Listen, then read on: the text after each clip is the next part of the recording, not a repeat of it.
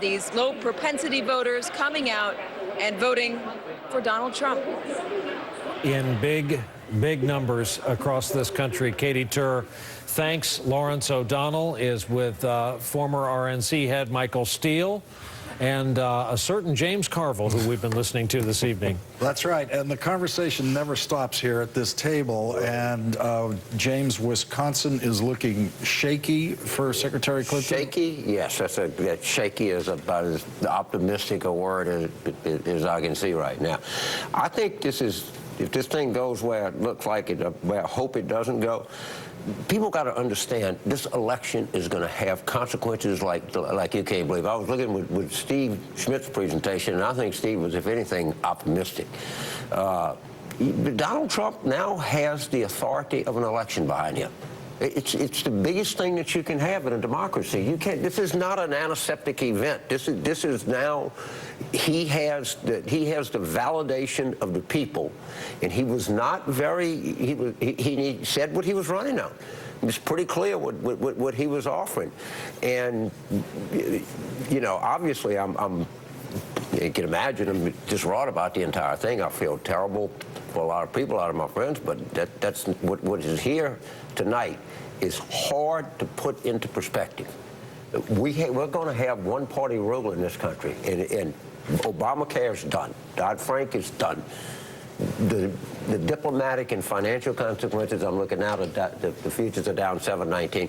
They're going to go further. It's hard to imagine what this means, and it is no sense in sugarcoating it to people. I think Wisconsin is very problematic. Talking to Chris, and if you just look at what it is, I hate to say it, but I hope, please, God, let me be wrong. Michael? Well, look, I have to tell you that Donald Trump set out on a mission. He laid out a vision that connected with a lot of people, a lot of folks around the country. And what was fascinating was it didn't matter the state, as the map showed. Yeah. They used this campaign as a sledgehammer against the established political order in this country, top to bottom.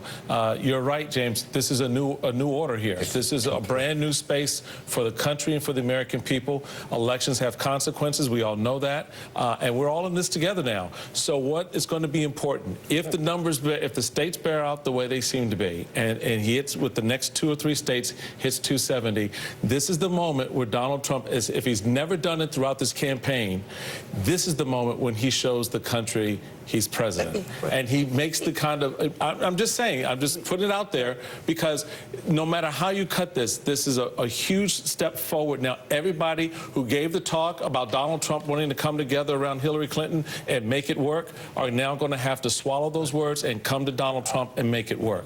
Donald Trump did not run to unify the country. No. That was the last thing that he did. The country did not vote to be unified. I mean, I don't mean to be, this was not like a unity and all Americans coming together to be one common people with a vision. This was, there are some people, you know, that are going to do something, you know, this and the other people do that. It's very clear what we voted for. He did not mince words. And I cannot emphasize that enough. He was not a unity candidate. That wasn't what he ran on. He didn't run on a typical Republican agenda. What is your expectations of governing then? That we're going to, Obamacare is done. Dodd-Frank is done. Trade agreements are done. But he said that. So yeah, I know. That's what the American people want. As we hand it back, not complicated. As we hand it back to Brian, let me just inject one note here.